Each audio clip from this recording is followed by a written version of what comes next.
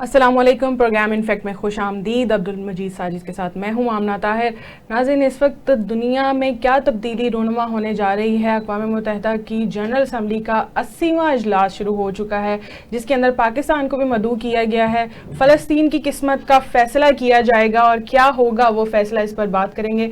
साहिद साहब, इस वक्त एक एक करके मगरबी ममालिक फ़लस्तीन को तस्लीम कर चुके हैं, लेकिन अमेरिका जो है वो इसका इनकारी है। और वहीं पर आज अक़वाम मुत्तहिदा का 80वां इजलास हो रहा है।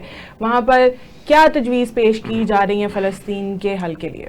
अच्छा, वो तो जाहिर है हल के लिए पूरी दुनिया चाहती है कि ये हल हो, अमेरिका के अलावा, इसराइल और अमेरिका के अलावा।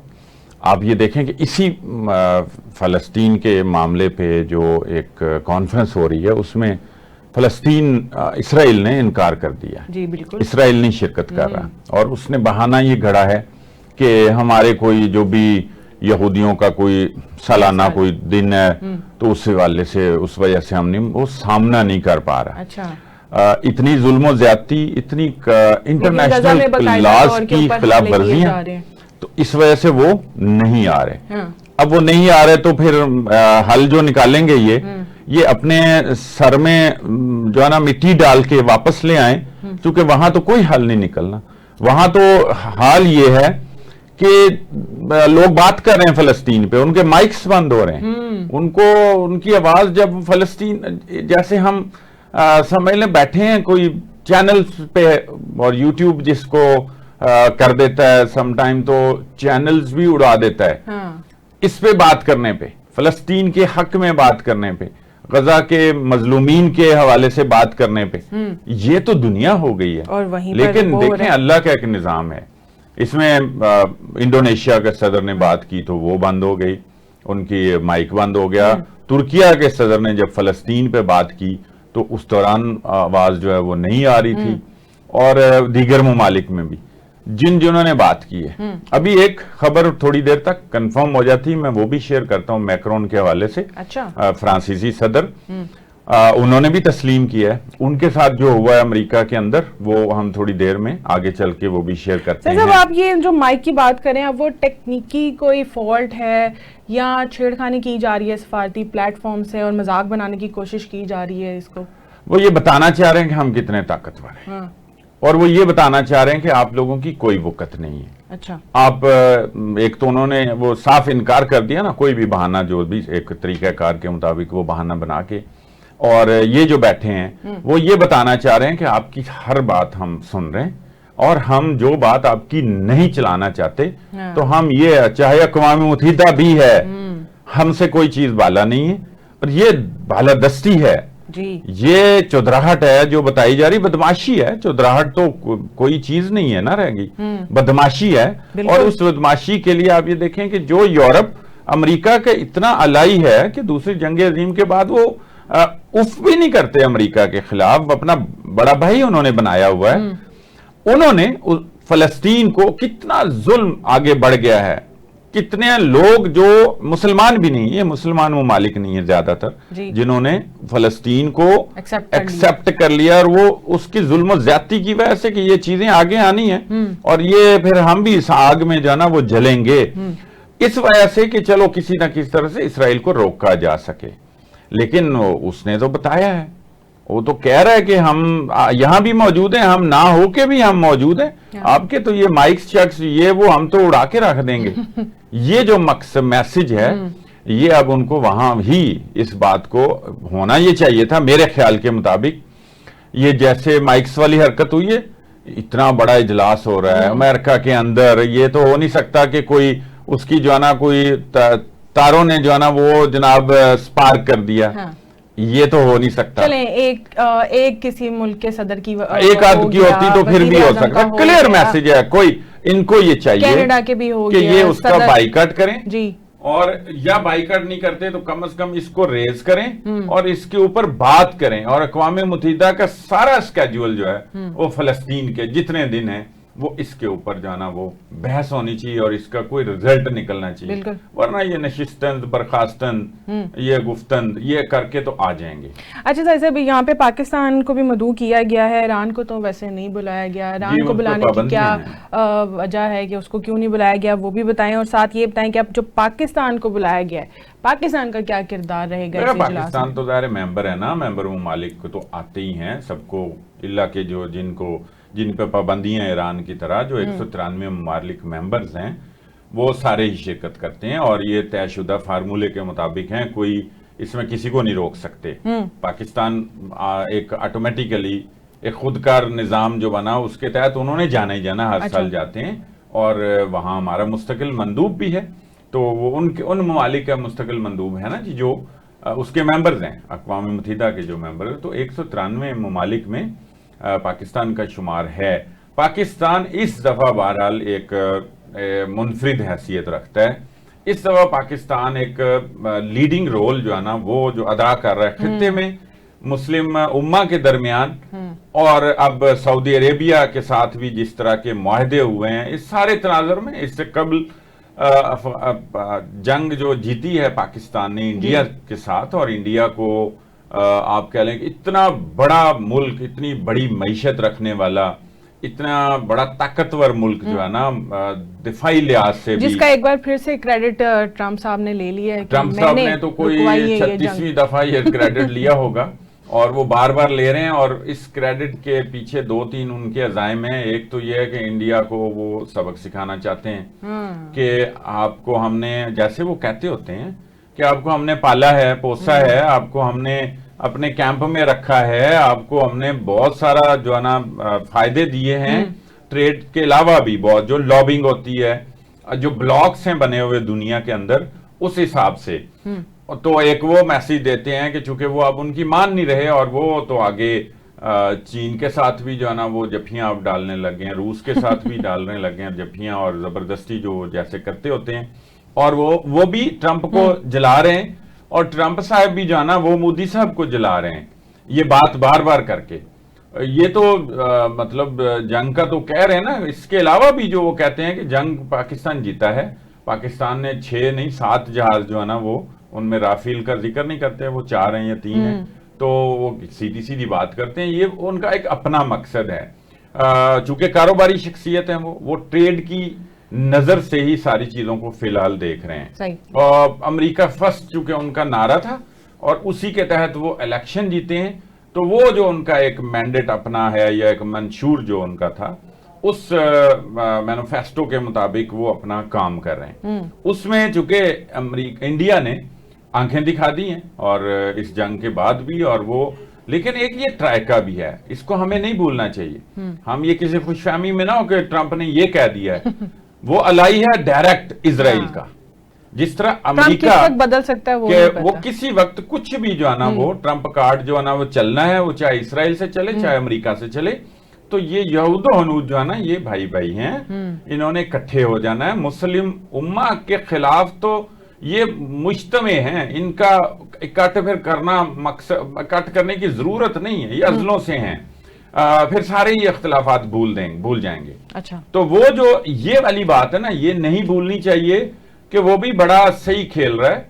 वो उधर से इसराइल के साथ है, तो इसराइल अमेरिका के साथ है, और अमेरिका इसराइल के बगैर चल भी नहीं सकता, एक कदम भी नहीं उठा सकता। जो इस वक्त की सूरत है, जो अभी अक़वाम मुत्तहिदा के अंदर हुआ है, इसको अभी इस तरह तो नहीं कोई कहेगा कि जी ये इजरायली कोई शरारत है, लेकिन देखें इस पे अगर बात भी नहीं होती तो फिर उनकी सुप्रीमेसी है, फिर ये सारी जो प्रैक्टिस है ना ये ला हासिल है, ला यानी है, इसका कोई मतलब नहीं है, ये किसी तरह से फ्रूटफुल साबित नहीं हो सकती।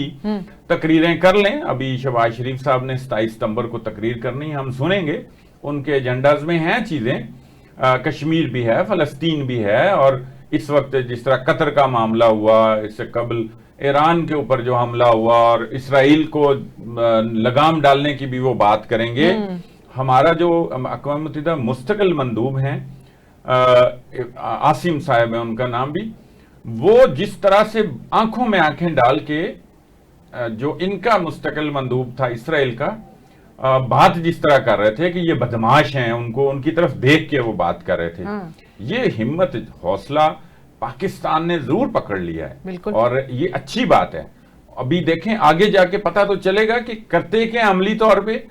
और जिस तरह ओआईसी हुई थी, ओआईसी में कुछ फैसले हुए हैं, बहरहाल बज़ाहिर तो सामने इतना ही आया कि बस मजम्मत ही की है, लेकिन कुछ फैसले हुए हैं, यूएन उसी के नतीजे में ये दिफाई मुआहदा सऊदी अरेबिया के साथ हुआ। अच्छा, यूएन में इसके साथ साथ आज सऊदीया और फ्रांस की सरबराही में भी कॉन्फ्रेंस होने जा रही है फलस्तीन के 2 रियासती हल के लिए। वहां पर क्या बात की जाएगी? वहां पर जो मौक़िफ़ इधर अक़वाम मुत्तहिदा में नहीं दिए गए, वहां पर कॉन्फ्रेंस करेंगे वो बात, चूंकि अपनी बात तो उन्होंने करनी है और वो सऊदी अरेबिया की सरबराही में हो रही है। उसमें भी ज़ाहिर सारे ये जितने सरबराहान हैं इस्लामी ममालिक के, वही शिरकत करेंगे।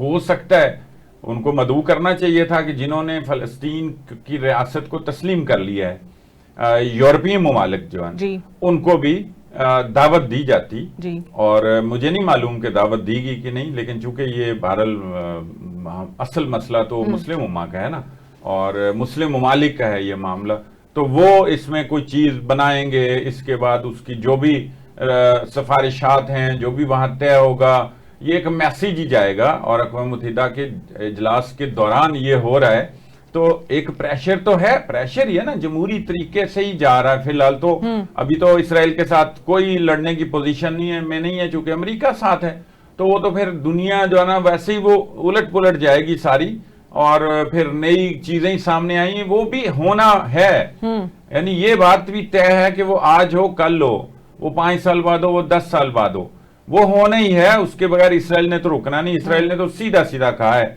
और जिसने भी तस्लीम किया उसने कहा इससे कोई फर्क नहीं पड़ता, जो मर्जी हो जाए, उसने वो साफ इनकारी है। वो तो यहां तक भी है कि ये जो आलमी फ्लोटेला जो है वो जो आ रहा है एक तरह का उनकी इमदाद के लिए जा रहे हैं, कि वो हसार जो बनाया हुआ उसको तोड़े हैं, उनको जिनको दूसरा साल हो गया है, 2 साल भी पूरे हो गए हैं, 7 सितंबर की बात है, 2 साल से ज्यादा अरसा हो गया, 7 अक्टूबर से वो देखें आप मुझे बताएं कि 2 साल होने वाले हैं, उनका जो हाल हो गया है, किसी ने कोई बात की है? उसको जिस तरह से तहस नहस कर दिया, किसी ने कोई बात नहीं की। बिल्कुल। अगर मुस्लिम ममालिक में से किसी ने कोई मजम्मत कर दिया है, कोई चलो इस तरह से कोई जाती तौर पे भी ये पूरी दुनिया के लोग हैं जो जिसमें गैर ममालिक भी हैं, गैर मुल्की भी हैं, तो वो भी तड़प उठते हैं। अक़वाम मुत्तहिदा खुद भी तड़पता है, लेकिन फ्लोटेला जा रहा है साहब, लेकिन उसको भी रोकने की वो रोक रहे हैं। उन्होंने वाजे कहा है कि हम नहीं ये इससे आगे आने देंगे।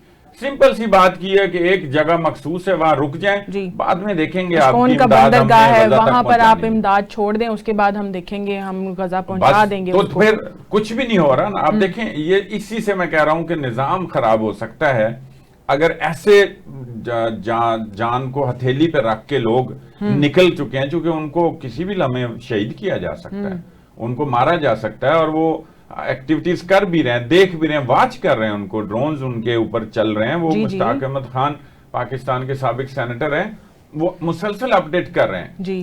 वो बता रहे हैं सारी सूरत कम से कम हमारी कम्युनिटी को, तो यहाँ पे ठीक है ना, उनके पर हमले किए जा रहे हैं, उनकी कश्तियां जलाई जा रही हैं, और साथ साथ अपील कर रहे हैं कि इस फ्लोटेला को जो इंटरनेशनल समूद फ्लोटेला है, इसको तहफ्फुज़ देने के लिए कम से कम बात कीजिए। अब अगर आप मुझे ये बताएं कि इतनी बात भी किसी मुल्क में जुर्रत नहीं है करने की, अक़वाम मुत्तहिदा के सिक्योरिटी काउंसिल के इजलास में, तो मुझे ये बताएं कि इस सिक्योरिटी काउंसिल को सर में मारना है किसी ने, क्या फायदा इसका? और इसके अलावा उधर इजलास हो रहा है, तो वो 80 गजा के मुसलमानों को जो है ना वो शहीद कर रहा है। वक्त हुआ ब्रेक का, नाज़रीन हमारे साथ रहिए। वेलकम बैक नाज़रीन, इस वक्त हमें ज्वाइन कर रहे हैं डॉक्टर हामिद खान अल मशरकी, माहिर बैनुल अक़वामी अमूर हैं। और डॉक्टर साहब, आपको प्रोग्राम के अंदर खुशामदीद कहते हैं। आपका बैनुल अक़वामी अमूर के ऊपर अच्छी खासी नज़र है। इस वक्त अक़वाम मुत्तहिदा की सिक्योरिटी इजलास जारी है। सर, क्या आप देखते हैं कि फ़लस्तीन की किस्मत का फ़ैसला हो सकेगा, उनके हक़ में फ़ैसला होगा, या फिर से कोई नाकाम करारदाद हमें देखनी पड़ेगी? बहुत शुक्रिया आपका। देखिए, बात यह है कि मैं तो कई सालों से ये कहता आ रहा हूँ कि अक़वाम मुत्तहिदा जो है वो अपना बुनियादी जो उसका मकसद था क़याम का वो खो चुकी है। और अब अक़वाम मुत्तहिदा का ये जो सालाना इजलास होता है UNGA का, लास्ट ईयर मैं खुद भी न्यूयॉर्क में था इसी वक्त पे, तो मैंने तो यहाँ पे यही देखा है कि पूरी दुनिया की जंगें, जुल्म सितम सब कुछ होने के बावजूद यहाँ पर गुफ्तन, नशिस्तन और बर्खास्तन के अलावा कुछ नहीं होता। आप बातें करा लेते हैं, सब आके अपनी अपनी बात कर लेते हैं, मुस्लिम ममालिक के सरबराहान चीख लेते हैं, लेकिन अमली तौर पर सहूनी रियासत के खिलाफ, इसराइल के खिलाफ, नेतन्याहू के खिलाफ कोई अमली इकदाम नहीं होता। और आज तो एक बड़ा अजीब सा वाकया हुआ जो मैं समझता हूं कि दुनिया में अभी हाईलाइट होना चाहिए, वो ये कि इंडोनेशिया के सदर, तुर्की के सदर तैयब अर्दगान और एक और सदर की तकरीर के दौरान अक़वाम मुत्तहिदा की जनरल असेंबली के अंदर उनके माइक बंद कर दिए गए। उनके माइक बंद कर दिए गए कि जी वो इसराइल पे ज्यादा तनकीद कर रहे थे। ये क्या आलमी फोरम पर इस तरह होना चाहिए? ये बड़ी अफसोस की बात है। तीसरी बात यह है कि दुनिया उम्मीद कर रही थी कि सदर ट्रंप की जानिब से कोई अहम तकरीर होगी, सदर ट्रंप की जानिब से कोई बड़ा ऐलान होगा, लेकिन ऐसे लग रहा है कि उनकी जो तकरीर है उसके अंदर वही सब कुछ है जिसके अंदर इसराइल की गैर मशरूत हमायत और नेतन्याहू के इक़्तिदार को बिलवास्ता और बिलावास्ता तूल देने की हर कोशिश, और फलस्तीनियों के कत्ले आम पर आंखें बंद, और हमास के नाम के ऊपर जो नस्ल कुशी की जा रही है गजा में, उसकी मैं समझता हूं कि दरपर्दा और ओपन दोनों सूरतों में उसकी हमायत, ये सब कुछ हम तो देख रहे हैं। वक्त आ गया है कि मुसलमान ममालिक ने जिस तरह कट दिखाया है, कतर के ऊपर हमले के बाद एक रिएक्शन आया, इसको ही हमें कोई मजबूत शक्ल में आप सामने लाना होगा। मैं पिछले कुछ 4 साल से एक ही कोशिश कर रहा हूं कि दुनिया में मुसलमान ममालिक की M8 तर्ज की तंजीम बनाने की बात की जाए। जिस तरह G8 दुनिया के 8 ताकतवर ममालिक की तंजीम है, इसी तरह मुस्लिम 8 के नाम से अगर कोई बड़ा प्लेटफॉर्म मुसलमान ममालिक बना लेते हैं तो शायद वो, क्योंकि 8-10 ताकतवर ममालिक का मिलकर एक फैसला करना आसान होगा, मुसलमान ममालिक के OIC प्लेटफॉर्म पे भी हमें उस अंदाज में कोई भी मुश्तरका लायहा अमल कभी भी नजर नहीं आया। अच्छा, तो मेरा ख्याल ये है कि एक चीज अहम है और वो आपने इशारे में कर दी है। अब ये जिन्होंने फलस्तीनी रियासत को तस्लीम किया या वो सपोर्ट भी करते हैं, वो इंडोनेशिया हो, तुर्किया हो, कनाडा हो, इवन फ्रांस हो, ऑस्ट्रेलिया हो, उनमें से ये जिन्होंने बात करना चाहिए, माइक्स बंद हो गए, तो ये वहां अम्ब लेने बैठे हैं, ये वहां से आ जाएं, बाइकाट करें, फिर ये ऐसे ही अपनी अपनी कौम का खर्च, इतने इतने वफद, इतने इतने महंगे होटल्स में कयाम, और ये तो फजूल एक्सरसाइज है। कानापन कहता हूं जमहूरियतों का। जी, इसी को मैं साजिद साहब जमहूरियत के नाम के ऊपर मुनाफिकानापन कहता हूं कि इन्होंने एक तरह जी, लेकिन उसके ऊपर अमली तौर पर कोई इकदाम नहीं हो रहा। अमली तौर पर तो ये था कि इसराइल की नाकाबंदी की बात की जाए, इसराइल पर पाबंदियों की बात की जाए, इसराइल से सफारती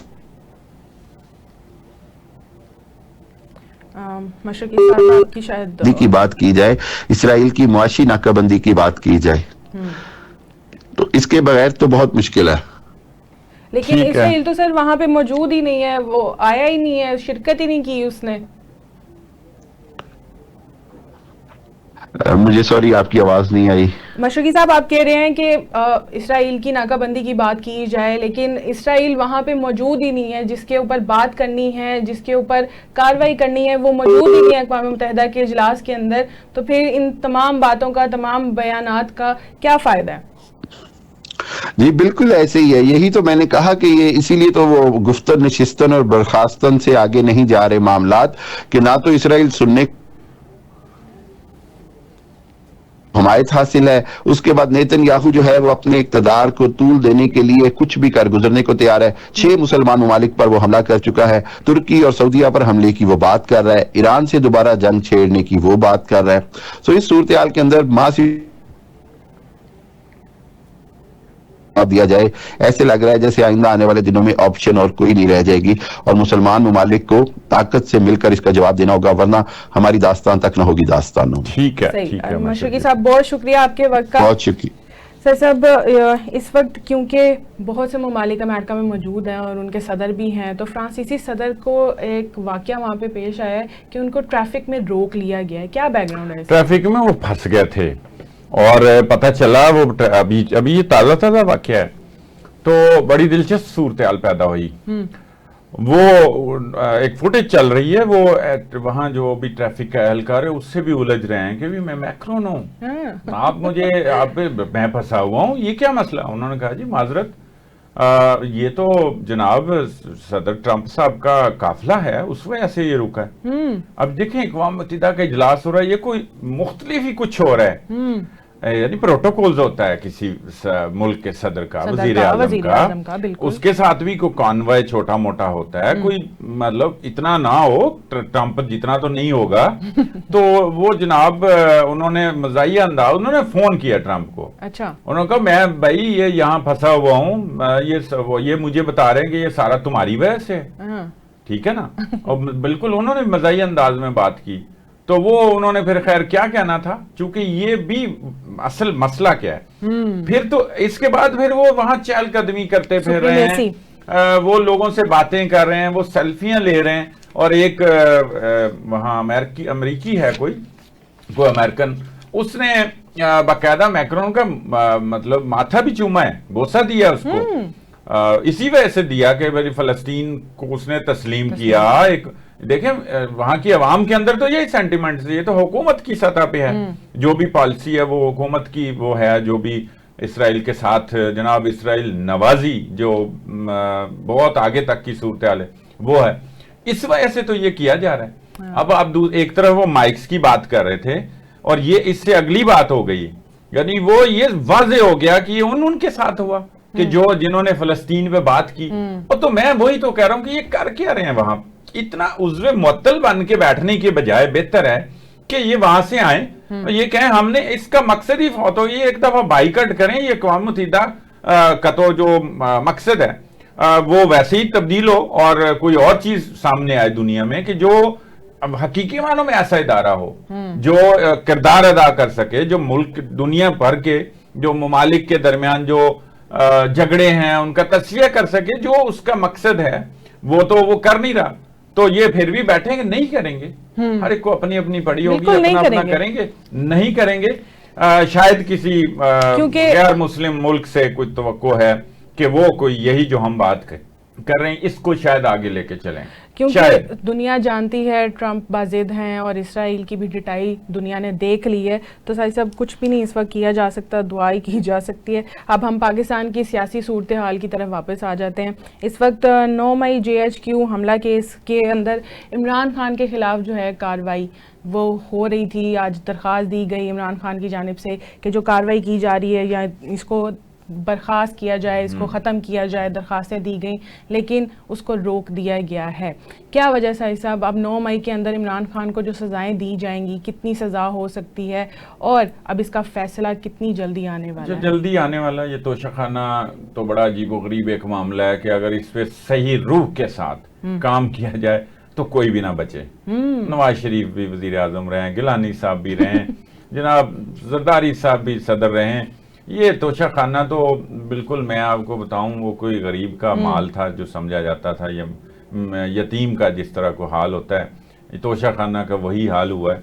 और बड़े बड़े लोगों ने चंद रुपए के इवज जो है ना, बड़े बड़े करोड़ों रुपए के जो है ना तोहफे वो अपने साथ ले चले हैं। को उनकी बेगमात भी ले गई हैं, को बेटियां भी ले गई हैं, किसी को गाड़ी पसंद आई उन्होंने उठा ली जनाब, ले ली, किसी को कोई बलगारी सेट पसंद आया उन्होंने वो ले लिया, किसी को अंगूठी पसंद आई उन्होंने वो ले लिया, घड़ी पसंद आई उन्होंने वो उठा ली, चुरा ली, और ऐसे ही थोड़े बहुत तरीक़ेकार। अब चूंकि इस केस में गवाहियां मुकम्मल हो चुकी हैं, ये तोशाखाना केस 2 है, एक भी पहले भी था, तो लग यही रहा है अभी तक के क्राइम के मुताबिक जो शवाहिद हैं।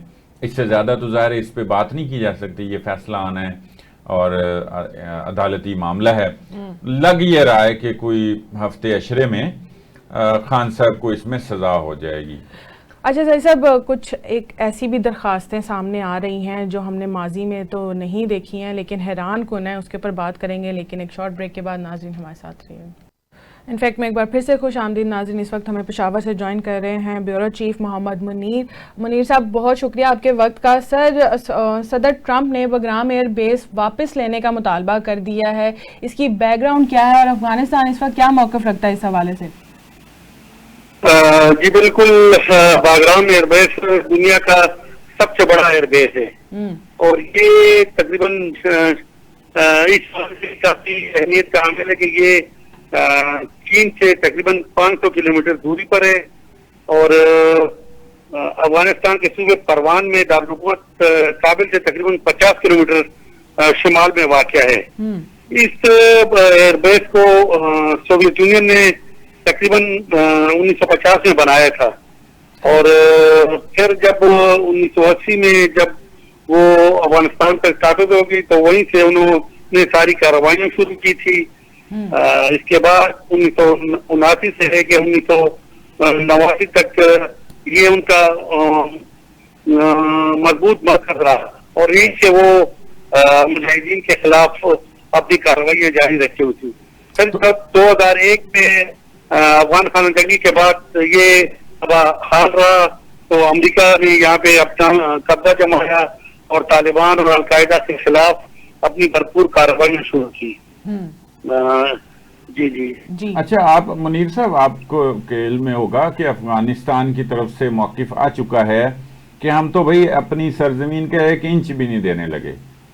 इसके बाद आपको क्या लगता है कि फिर ये बगराम एयर बेस, देखें ट्रंप साहब तो कुछ भी कर सकते हैं, वो इसको तबाह भी कर सकते हैं कि वो वहाँ यहाँ कोई उनकी इंस्टॉलेशन वगैरह जो भी थी उनको तो ऐसे ही जाना पड़ा।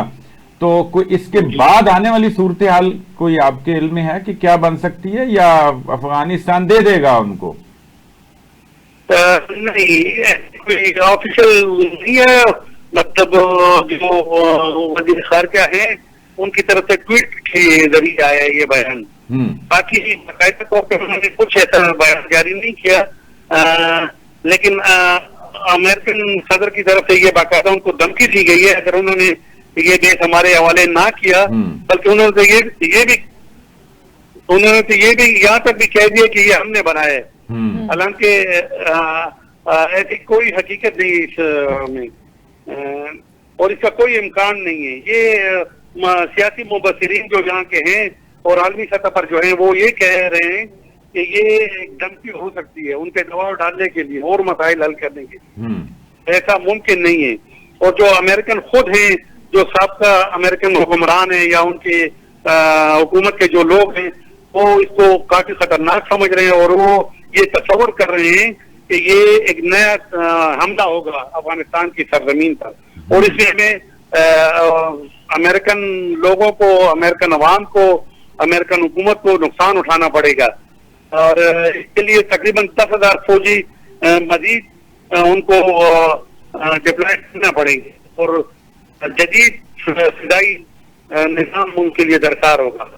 अच्छा, ये जो 27 सितंबर को पेशावर में जलसा होने जा रहा है पीटीआई की तरफ से, वो तो मुतालबा तो यही है कि ऑपरेशन बंद किया जाए, लेकिन अली मीन गंडापुर ने साथ ये भी कहा है कि ये दहशतगर्दों के खिलाफ जो ऑपरेशन है उनको जो भी उसका इख्तियार है वो या फौज के पास है या वफाक के पास है, तो फिर ये जलसा क्यों करने जा रहे हैं? असल में ये लग ऐसे ही रहा है कि ये मतलब इन मामलात पर सियासत ही हो रही है और जी जी बिल्कुल, मतलब उनके ज़ाहिर सूबे के जो अमन अमान की सूरत हाल है उसके लिए वफाक ने खुल के बताया कि हम ऑपरेशन हर हाल में करेंगे। बल्कि जो तलाल चौधरी साहब ने तो असेंबली के फ्लोर में भी खुले लफ्जों में बता दिया था कि ये मतलब ऑपरेशन होगा, हर हाल में होगा और अमन अमान की सूरत हाल कायम करने के लिए ये कार्रवाइयां हम पोज करेंगे। ठीक है, ठीक है, बहुत शुक्रिया मुनीर साहब। जैसे इससे पहले मैं ब्रेक में आपसे ये बात कर रही थी कि दरख्वास्तें किस किस तरह की आ रही हैं खान साहब के हवाले से या खान साहब के लिए। अब ये दरख्वास्त आई गई है कि तन्हाई में मुलाकात करवाई जाए खान साहब की और बुशरा बीबी की, और दरख्वास्त देने वाला जो है वो मुतासरीन में भी शामिल नहीं है, मुतासर फरीक नहीं है वो, और उनका कोई एक फॉलोअर है जो उनको शायद ट्विटर के ऊपर फॉलो करता है और उसने ये दरख्वास्त दे दी है। बात देखें, दो बातें हैं। एक तो असूली बात है, पहली बात यह है कि ये ज़ाहिर है उनका हक है। अब दोनों मियाँ बीवी गिरफ्तार हैं, एक दो केसेस उनके ऊपर बड़े बड़े भी हैं, बाकी तो खैर हैं ही हैं, तो एक ही जेल में हैं, तो उनको ये असूली तौर पे उनका ये हक है और उनको देना चाहिए कि वो खलवत में वो मिलें, उनकी मुलाकात होनी चाहिए। ये एक पंजाब जो जेलों के हवाले से जो चीज़ें तय हुई हैं उसमें भी ये तय है कि कोई 3 महीने में ज़रूर बच्चों के साथ एक मुलाकात का तय हुआ है। तो फिर खान साहब कोई इंडिया से तो नहीं है, पाकिस्तानी शहरी हैं, तो उनका भी ये हक है। ये तो एक बात है। जहां तक दरखास्त का मतलब है, वो ये दरखास्त का नहीं पता होता सर पैर नहीं कहां से आई। मतलब एक ऐसे जगनसाई के लिए भी किया जाता है और एक ऐसा आप कह लें एक पता है कि लो जी ये दरखास्त गुजार की दरखास्त है और वो तो फ्रीक भी नहीं है, तो उसकी दरखास्त मुस्तरद हो जानी। ये दरखास्त तो फिर पीटीआई की तरफ से जाए, खान साहब की तरफ से जाए, उनके वकीलों के जरिए और उनके अहले खाना की तरफ से जाए, तो फिर ये टेकअप होनी चाहिए और ये हक है उनका, ये उनको मिलना चाहिए। एक तो ये इसी तरह दीगर जो चीजें हैं उनकी असल जो दरखास्तें, जैसे तोशाखाना केस के हवाले से उन्होंने कहा था कि ये यहाँ ना सुना जाए, रोका जाए, वो भी मुस्तरद हो गई है। तो इस वजह से मैं कह रहा हूं कि अब इससे लगता ही है, अभी इस जो समाअत हुई है इसके अंदर जो रिमार्क्स आए हैं, रिमार्क्स की हम सिर्फ बात करें, फैसला पता नहीं क्या आना है, उनसे भी यही लगता है कि उनके जैसे वो केस रोकने की दरखास्तें मुस्तरद हो गई हैं, तो फिर वो केस भी चलेगा, सजा भी होगी 9 मई में ऑब्वियसली। और खान साहब अभी गिरफ्तार हैं, क़यादत को सजा हो गई है, तो फर्ज कर लें अगर इसमें वो नहीं सजा होती, केस उनको कोई फैसला लटक जाता है या उनके हक में आ जाता है, लेट्स सपोज, तो और भी तो केस है ना, 190 मिलियन पाउंड है, उसको उठा लेंगे। खान साहब बहरहाल गिरफ्तार रहेंगे, खान साहब अंदर रहेंगे, खान साहब बाहर नहीं आ रहे फिलहाल, दूर दूर तक ये इम्कान नहीं। अच्छा ठीक है, लेकिन खान साहब की रिहाई के लिए पार्टी भी कोई एक नहीं हो पा रही है ना, पार्टी के अंदर भी तितर बितर है, पार्टी बिखरी हुई है, कोई फैसला नहीं कर पा रहे हैं कि खान साहब को कैसे रिहा करवाया जाए, खान साहब के लिए कौन सा एहतजाज किया जाए, कौन सी अब आखिरी कॉल अगर आखिरी कॉल दी जाए। मैं आपको बताऊं, अगर कोई उनको रिहा करवा सकता ना, तो वो मेरा भाई अली अमीन गंडापुर है। अच्छा, बस मैं आपको ये बता दूं, लेकिन उनको तो उन्होंने मना कर दिया कि आपने नहीं बात करनी है। वो हाथी के दांत दिखाने को के और खाने को और, ये बात नहीं है। इससे पहले तो ये भी नहीं मानते थे कि हम कोई बात कर रहे हैं जी। इसके बाद ये कह के मान लिया उन्होंने कि हमारी कोई बात चल रही थी, या हम कोई इन लोगों का उन्होंने नाम ले लिया, बैरिस्टर गौर, बैरिस्टर सैफ, अली अमीन गंडापुर, मान लो ये तो उन्होंने ऑन कर लिया ना कि ना करें, मतलब आपके इल्म में है कि कर रहे हैं। वो अलग बात है कि आपकी मानी नहीं जा रही, सुनी नहीं जा रही, या आपकी जो भी कंडीशन है उस पर नहीं अमल हो रहा, या उसके मुताबिक कोई आपको रिलीफ नहीं मिल रहा। लेकिन इस वक्त पीटीआई के अंदर अगर कोई फर्द इमरान खान को रिहा करवा सकता है तो वो सिर्फ अली अमीन गंडापुर है। सब बातें हैं बाकी, और मेरे ख्याल में उनके अलावा, हालांकि इतने लोग उनके खिलाफ है, खुद पीटीआई की हम बात, पीटीआई वाले उनकी ट्रोलिंग होती है, इतनी बड़ी बुरी तरह होती है, उस पर वो बोलते भी हैं, वो तो बोलते बोलते सोचते तो नहीं है ना, सोचे बगैर ही बोलते हैं, बाज़ वक़्त अच्छा भी बोल जाते हैं, ठीक है, इसी तरह जज्बाती लोग होते हैं। खान साहब को ऐसे लोग पसंद भी हैं, उनकी ज्यादा बल्कि कुर्ब हासिल करते हैं जो इस तरह के लोग हैं। हाँ जी। तो इसी तनाजर में काम, अगर इसमें कोई कारआमद है ना, कोई खान साहब का काम कर सकता है। अच्छा। मेरी जो इत्तलात हैं या जो सोर्सेज बताते हैं वो सिर्फ और सिर्फ अली अमीन गंडापुर है। मैं इससे पहले कई दफा बता भी चुका हूं कि उनकी कुछ कोशिशें कारगर भी साबित हुई, लेकिन उसमें बीच में टांग मारने वाले और उनकी कोशिशों को सबूताज करने वाले, पानी फेरने वाले अपने ही लोग हैं कि जिसमें वो बेनिफिशरी हैं, और वो नहीं चाहते कि खान साहब बाहर आए, क्योंकि उनके डॉलर्स बंद हो जाएंगे, डॉलर्स भी बंद हो जाएंगे। और पार्टी के अंदर भी जो लोग इस वक्त जनाब कोई बड़े बड़े कोई ओहदों पे बैठे हैं, बहरान है ना पार्टी। चलें साहिब साहब, आपने पीटीआई के हवाले से तो अहम खबरें दे दी हैं। अब हम कुछ नवाज शरीफ साहब की भी आपसे खबर लेना चाहेंगे। वो लंदन पहुंच गए हैं, लंदन प्लान क्या है, क्या मसरूफियात है वहां पर उनकी? देखें, लंदन प्लान कोई नहीं है, लंदन प्लान तो उनके ऊपर इल्जाम है। अच्छा, ठीक है, वो ऐसे ही इस वक्त तो वो मैं आपको बताऊं किसी भी मामले में नहीं है, खामोश भी हैं, और उनको कोई पूछ भी नहीं रहा, मसाइल हैं बहुत सारे। अब वो शायद शायद वो क्या चाहते हैं, कौन पूछे मुझे उनको? जो लगता है वो उनको, क्या वो भी खान साहब की तरह चाहते हैं कि वो खान पूछा जाए साहब वहीं से? नहीं, खान साहब के साथ बातचीत के भी वो हक में है। मैं बिल्कुल आपको क्रेडिबल सोर्सेज से बता रहा हूँ, वो चाहते हैं कि ये जो कजिया है ये हल किया जाए, अच्छा, इसको तस्फिये की तरफ लाया जाए, बिल्कुल वो ये चाहते हैं। और कोई नहीं मुझे पता कोई चाहता है या नहीं, मैं सिर्फ नवाज शरीफ की बात कर रहा हूँ, नंबर 1। नंबर 2 ये है, हालात हो रहे हैं साजगार, अच्छा, और उनकी जो ख्वाहिश थी पोलिंग डे पे भी जो उनकी तकरीर है, मुझे तो याद है, मैं उस तनाजुर में बात कर रहा हूँ, उन्होंने ये बात की थी कि मैं अपना नाम लिया था, उन्होंने शहबाज शरीफ का नहीं लिया, कि मैं तब आऊंगा या मुझे फायदा तब है कि मैं बैसाखियों के बगैर आऊं, मुझे आप इतना मैंडेट दें, 2/3 के वो कायल हैं और उनको मिलती भी रही है या दिलवाई जाती थी। तो वो उनका सुबह जब वोट कास्ट करने गए थे तो उस दौरान मीडिया से गुफ्तगू थी जी, शाम को रिजल्ट्स और आए, चुप करके चले गए, 188 से वो अपना चले गए अपनी रिहाइश का मशहूर मारूफ। तो फिर कुछ वहां बैठक हुई, कोई सर जोड़ के बैठे लोग, तो फिर कोई अगले दिन उनको कोई मतलब ठीक हुए, बेहतर हुए, शौक पहुंचा था बहुत ज्यादा, कहाँ मतलब वजीर आजम बनने आए और कहाँ ये रिजल्ट, वो इस गेम को वो समझते हैं उनके साथ क्या गेम है। खैर ये छोड़ दें, वो वाला मामला नहीं है, वो ऐसे लोगों की बातें हैं कि नून में से शीन निकल रही, वो नहीं मैं बात कर रहा। अच्छा, वो बिल्कुल उनके भाई के साथ हैं, अपने दोनों एक दूसरे के साथ बिल्कुल ठीक चल रहे हैं।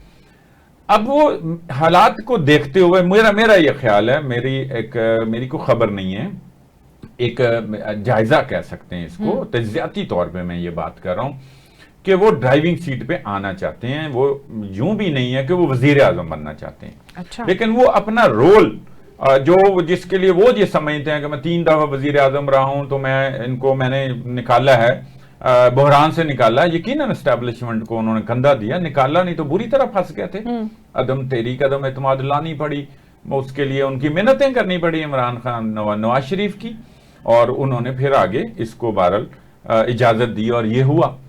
तो उनके साथ जो हुआ उस वजह से वो खामोश हैं, वरना ये नहीं कि अल्लाह रहम करे उनको बोलना नहीं आता या उनकी कुव्वत गोयाई जो है वो कोई कम पड़ गई ना, ऐसी कोई बात नहीं है।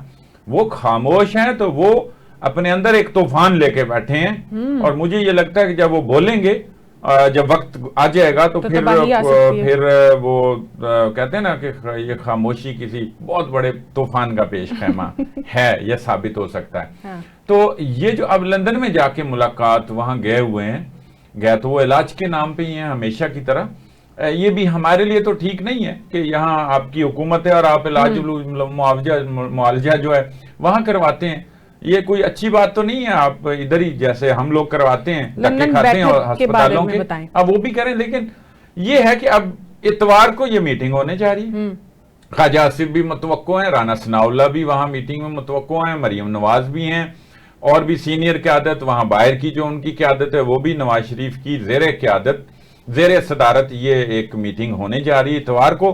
शहबाज शरीफ वहीं से उधर आ जाएंगे जुमे हफ्ते को लंदन, तो ये एक बैठक होने जा रही है। तो ये भी बहरहाल एक मानी खेज है कि आया वो ड्राइविंग सीट पे कंट्रोल हासिल करना चाहते हैं या उसके ऊपर खुद ही बैठ के ड्राइव करना चाहते हैं। सही साहब, बहुत शुक्रिया आपका।